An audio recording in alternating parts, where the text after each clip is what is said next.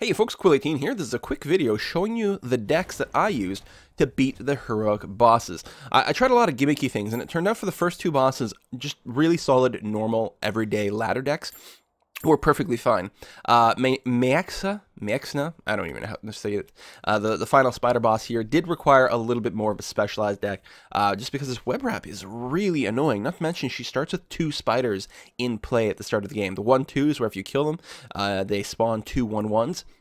Incredibly frustrating. So it needed a bit more specialization. So we'll see that. So Anub'Rekhan on heroic, his ability is buffed. So instead of coming out with a 3/1, which can easily be dealt with by basically anyone, he summons 4/4s for 2.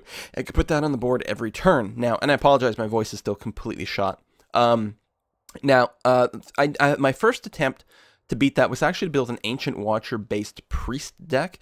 And there might still be hope for that, but I think I'm maybe missing some extra cards over there to really finalize things. One of the things, all these bosses have 45 hit points, so if you have an Naxxramas, probably just have an Naxxramas in all your decks, because if you're able to play that when they're still at 45, for example, you're effectively doing 30 points of damage, which is pretty good.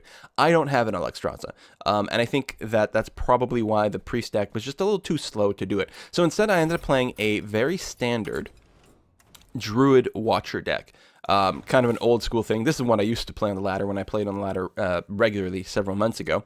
So just very, very standard deck. And the big thing is you've got the Ancient Watchers here. Well, they're 4/5. So you just want a deck with stuff that can trade with the 4/4s at an advantage and not instantly die. So an Ancient Watcher can tank a blow from the 4/4 spiders and survive. And that's originally I built the Priest deck, because the idea was to keep healing them, and hopefully that would do something. But it wasn't. Didn't quite have the speed. So Ancient Watchers plus Sunfury Protector, maybe some Defender of Argus. Although it's probably against this deck it's required against Anub'Rekhan, but it might not be the best way to build it in general. Anyway, and you can also use the Keeper of the Groves to silence these guys if you want to start attacking with them or whatever. And you've also got the Druid of the Claws that you can taunt up. Although when I played my Druid of the Claw, I actually played it in charge mode, because I still had a taunted up Ancient Watcher, so I used the charge to just start beating down a little bit faster. Cairn works really good in that deck.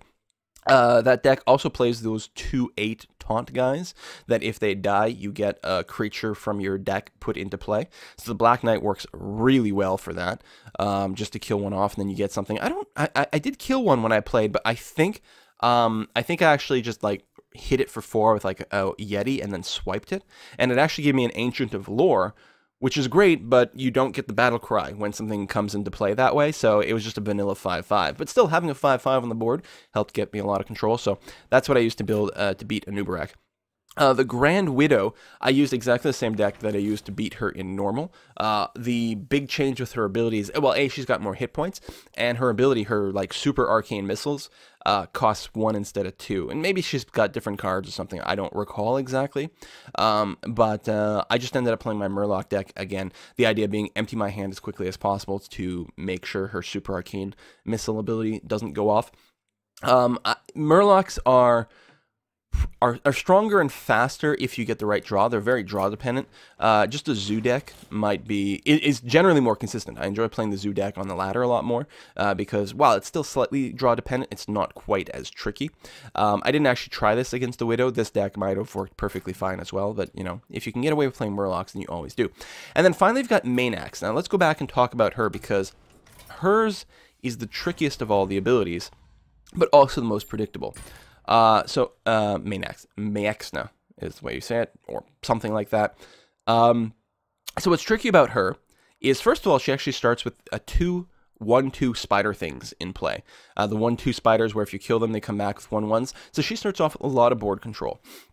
Also, her web wrap ability is free, so she will use this every turn, but literally will use this every turn, and it will literally be her first action. She will not hold it when she could kill something. She could trade a 1/1 into your creature and kill it. Doesn't matter. She will still web wrap first every turn. It does return 2 random enemy minions every turn. If you only have 2 minions out, then those 2 will guaranteed to be bounced, which is kind of interesting, because you can use chargers. You can use the 3/1 charge creatures to hit her. knowing that they will be bounced back to your hand and they won't die. I saw online that some people use decks that basically ignored all her little spiderlings because they are tiny and don't do a whole lot of damage. And actually, if you kill the 1/2s and replace them with 2 1/1s, eventually it gets to the point where she can't put down any of her real creatures. She won't be able to play her sea giants, for example. And that is an idea, although, of course, if you've got any sort of defenses, any sort of creatures out, or a taunter that can do damage, then she will obviously suicide the spiders on there, and then she'll have room on her board to cast again. So I did try a few different varieties where I ignored those creatures. I tried some decks that were all based around battle cries, because they'd be able to get reused with web wrap. I tried some that were based all on like 1 and 2 casting cost creatures, some that were based more on charging, and it actually took me a little while to get through here, and none of them really worked. And then and for a lot of those, I was ignoring the spiderlings, and then I decided that maybe it would be better to just try to clear the board completely and handle board control. I saw a deck online that did the same thing, a mage deck, so I built one that was, it's probably pretty similar to what I saw on Reddit here.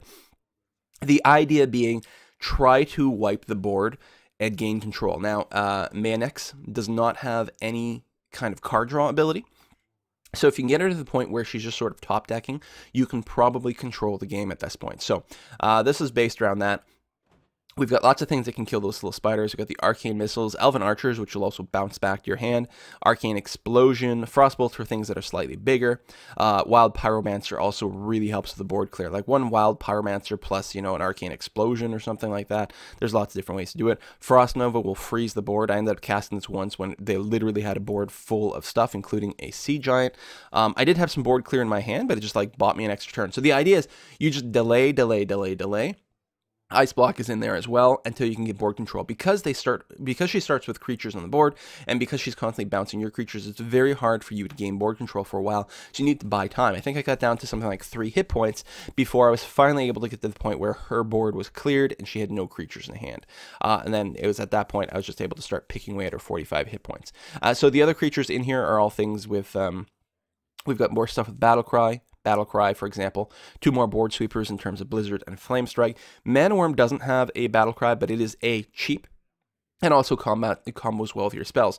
One thing that's nice with Mirror Image over here is if your images get bounced back to your hand, they have a 0 casting cost, so you can put them back down for free, which is kind of fun.